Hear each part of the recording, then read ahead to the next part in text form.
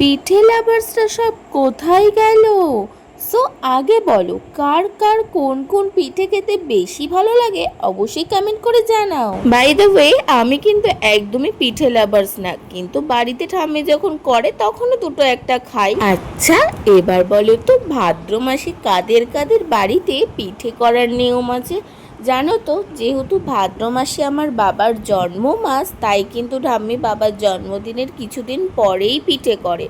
আর হ্যাঁ, এই নিয়মটা নাকি আছে ভাদ্র মাসে আমাদের বাড়িতে পিঠে খেতে হয়। যাই হোক, এইবার বলো, পুজোর শপিং কত দূর হলো তোমাদের? আমি কিন্তু এখনো পুজোর শপিং শুরুই করিনি, কারণ আমার এক্সাম চলছে। সেই 4 তারিখ থেকে শুরু হয়েছে, 8 তারিখে গিয়ে শেষ হবে। তো তার জন্য আমি এখনো বাজারে যাওয়ার সময় পাইনি। এক্সাম শেষ হলে তারপর কিন্তু জমিয়ে শপিং করব।